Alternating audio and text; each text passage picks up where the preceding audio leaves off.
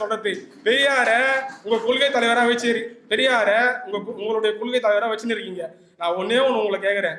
பெரியார உங்களுடைய கொள்கை தலைவரா வச்சுக்கின்னு நெத்தியில ஒரு பொட்டு, கையில ஒரு கயிறு, கூடவே ஐயரு போடா மயிர் வாயில் நல்லா வருது நானு பாக்குறேன். மத நம்பிக்கை, ஆன்மீகம், சமூக நீதி இத பற்றி அப்படின்னா என்னன்னே அறிவே இல்லாமல் பேசுகிறார்கள். இன்று சமூக வலைதளங்களில் திமுகவை சார்ந்த ஜென்சி நண்பர்கள் ஒரு அடிப்படை பெரியார் தத்துவம் கொள்கைகளே தெரியாமல் பேசுவதுதான் இங்கு மிகப்பெரிய கேள்விக்குறியாக உள்ளது.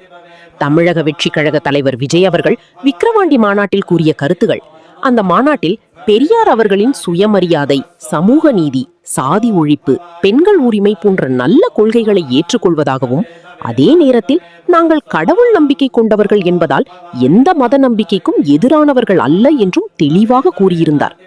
இதன் மூலம் சமூக சீர்திருத்தம் மற்றும் ஆன்மீகம் இரண்டும் ஒன்றுக்கொன்று எதிரானவை அல்ல என்ற கருத்தையே அவர் கூறியுள்ளார்.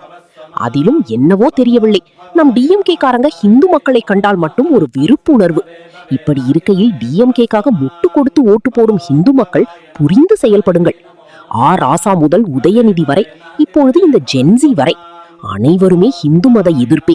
நாங்களுமே மூட நம்பிக்கைகளை ஆதரிப்பதில்லை.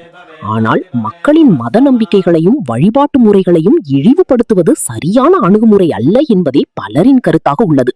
மேலும் இப்பொழுது பேசும் இந்த திமுக நண்பர் முன்னாள் முதல்வர் ஸ்டாலின் அவர்களின் மனைவி துர்கா ஸ்டாலின் பல கோவில்களுக்கும் ஐயர்களையும் வைத்து முட்டி போட்டு சாமி கும்பிட்டது அறியவில்லை போலும். அரசியலை படிங்க தம்பிங்களா. அடுத்தவர் வீட்டு பிள்ளைகளுக்கு பெரியார் முறைப்படி தாலி இல்லாமல் திருமணம், தன் வீடு சார்ந்தவர்களுக்கு மட்டும் யாகம் வார்த்து தாலியுடன் திருமணம். தமிழ்நாட்டில் இந்து, கிறிஸ்தவர், முஸ்லிம் என அனைத்து மதத்தினரும் ஒற்றுமையுடன் வாழ்ந்து வருகின்றனர். கோவில், தேவாலயம், பள்ளிவாசல் என தங்களின் நம்பிக்கையின் அடிப்படையில் மக்கள் வழிபட்டு வருகிறார்கள். ஆன்மீகம் என்பது ஒரு குறிப்பிட்ட மதத்திற்கானதல்ல, அது மனிதர்களின் நம்பிக்கை மற்றும் மன அமைதியுடன் தொடர்புடையது. எனவே எந்த மதத்தையும் இழிவுபடுத்தாமல் மதத்தின் பெயரில் மக்களை ஏமாற்றும் போலி சாமியார்கள், போலி மதபோதகர்கள் அல்லது மதத்தின் பெயரை தவறாக பயன்படுத்துவோரை எதிர்ப்பதே சரியான அணுகுமுறை என பலரும் வலியுறுத்துகின்றனர்.